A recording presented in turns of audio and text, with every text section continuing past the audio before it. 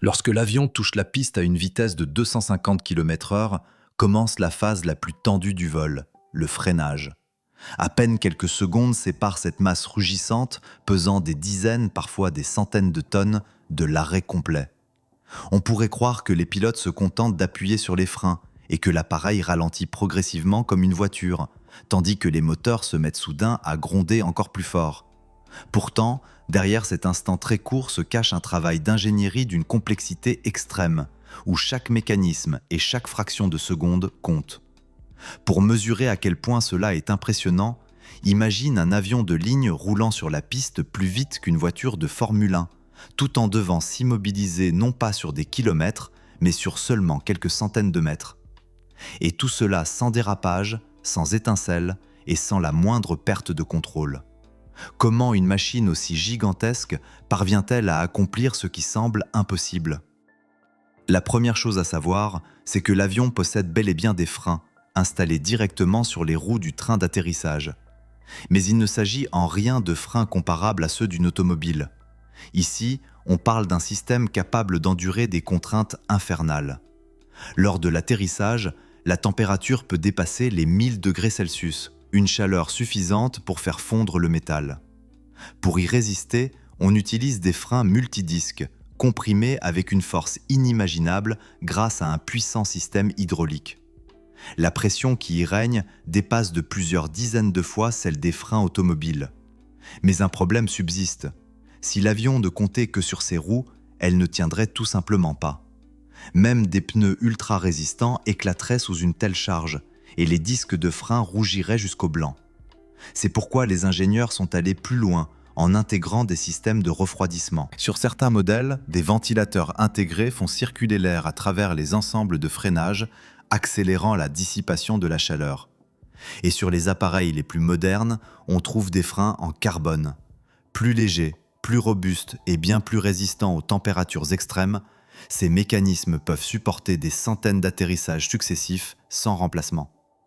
Malgré tout, même les freins les plus perfectionnés ne représentent qu'une partie de l'ensemble du dispositif de décélération. La véritable magie débute au moment précis où les roues entrent en contact avec le sol. Si tu tends l'oreille à cet instant et que tu écoutes le bruit des moteurs, tu remarqueras. On a l'impression que l'avion, au contraire, accélère. En réalité, c'est exactement l'inverse qui se produit. Le système d'inversion de poussée s'active. C'est l'un des principes les plus fascinants de l'aviation. Imagine que des moteurs qui, une seconde plus tôt, propulsaient l'appareil vers l'avant, se mettent soudain à diriger le flux d'air dans la direction opposée. Grâce à des volets spécifiques, le jet des gaz d'échappement est dévié vers l'avant, générant une force puissante opposée au mouvement. On a presque l'impression qu'une main invisible agrippe l'avion pour l'empêcher de filer plus loin sur la piste. Ce dispositif est si efficace que sur certains types d'avions de ligne, il peut à lui seul amener l'appareil à l'arrêt sans même recourir aux freins des roues. Cependant, l'inversion de poussée ne peut pas être utilisée longtemps. Lorsque la vitesse descend en dessous d'un certain seuil, les moteurs doivent revenir à leur fonctionnement normal, faute de quoi leurs composants internes risqueraient d'être endommagés. Les pilotes agissent donc avec une précision chirurgicale, n'employant l'inverseur que pendant quelques secondes avant de passer à d'autres systèmes. Et c'est à ce moment qu'intervient un autre acteur clé de l'atterrissage, les spoilers. Ces panneaux mobiles, situés sur la surface supérieure des ailes, se relèvent immédiatement après le contact avec le sol. Leur rôle est de détruire la portance qui maintenait l'avion en l'air. Dès qu'elle disparaît, tout le poids du liner repose sur le train d'atterrissage, permettant aux freins de fonctionner à pleine efficacité. En plus de cela, les spoilers créent une résistance aérodynamique supplémentaire, agissant comme d'immenses boucliers de freinage qui ralentissent la cellule de l'appareil. Sans eux, l'atterrissage serait bien plus dangereux. L'avion continuerait à flotter au-dessus de la piste, réduisant l'efficacité du freinage et augmentant le risque de sortie de piste. Grâce à la combinaison de 3 systèmes, les freins, l'inversion de poussée et les spoilers, le liner est capable de perdre de la vitesse avec la rapidité d'un bolide sportif, mais avec la précision d'une horloge suisse.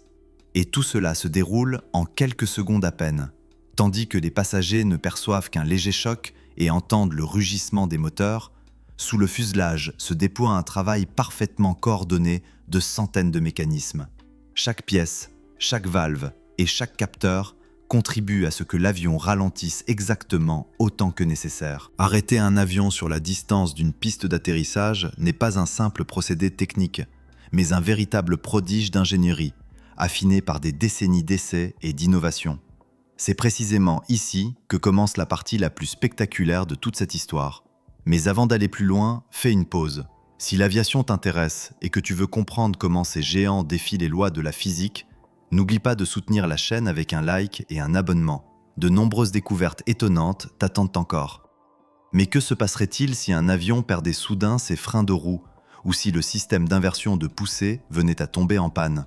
On pourrait croire que tout est perdu, que la catastrophe est inévitable. Pourtant, les ingénieurs ont aussi anticipé ce genre de situation. Même sans ces systèmes essentiels, il existe des moyens d'arrêter un avion en toute sécurité. Dans certains aéroports, des revêtements d'urgence spéciaux sont installés, ressemblant à une masse dense et spongieuse. Lorsque les roues y pénètrent, l'énergie du mouvement est dissipée progressivement, permettant au liner de ralentir sans subir de dommages.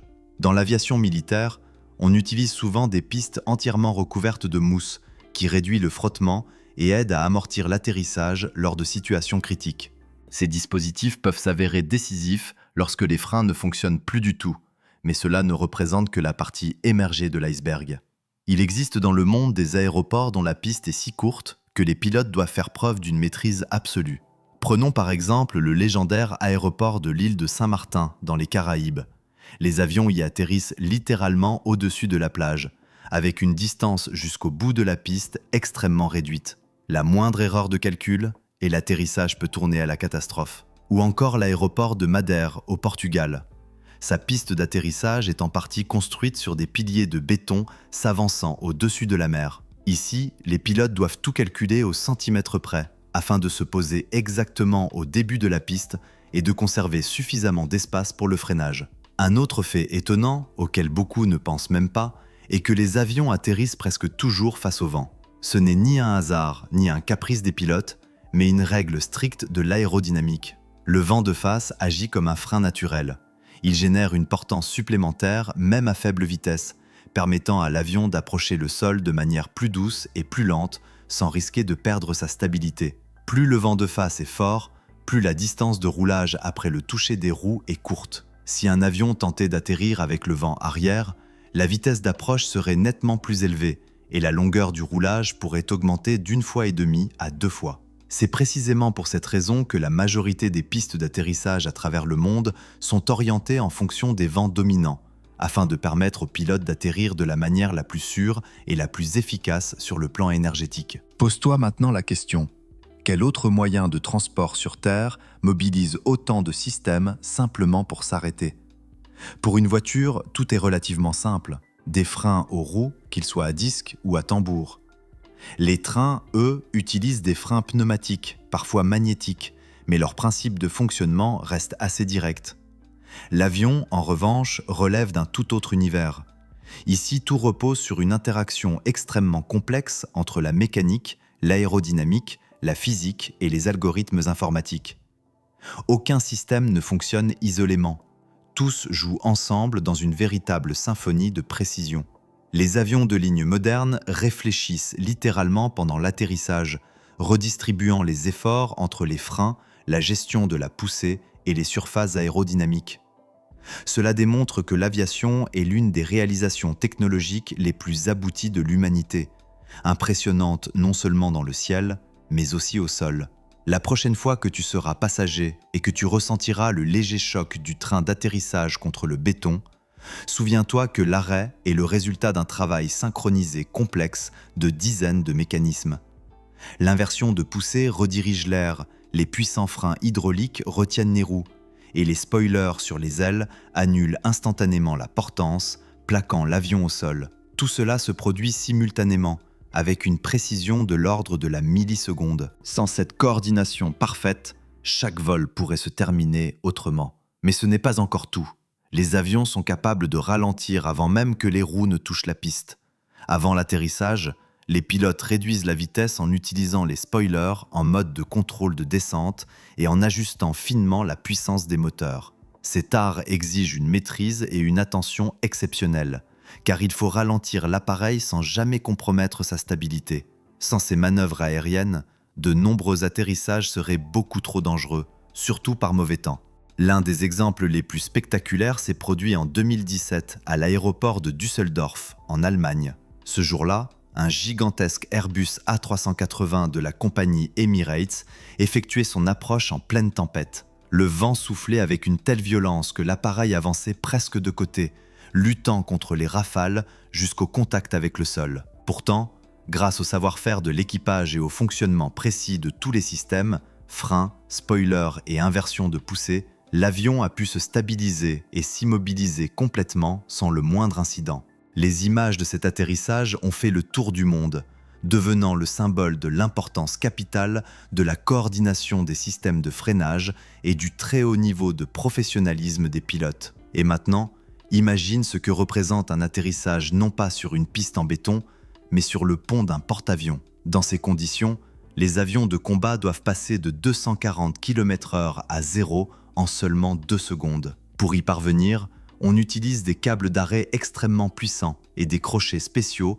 qui saisissent l'appareil au moment du poser. Une erreur d'une fraction de seconde et l'avion bascule par-dessus bord. Ces scènes sont une preuve éclatante que le freinage en aviation est un véritable art qui exige précision, connaissance et courage. À présent que tu sais comment tout cela fonctionne, dis-moi, laquelle de ces systèmes t'a le plus surpris ? T'imaginais-tu qu'arrêter un avion revient à vaincre simultanément plusieurs lois de la physique ? Partage ton avis dans les commentaires. Et si cette histoire t'a plu, n'oublie pas que de nombreux autres faits fascinants sur l'aviation t'attendent encore. Dans ce monde où chaque atterrissage et chaque trace de frein sur la piste raconte une histoire de génie humain et de maîtrise de l'ingénierie.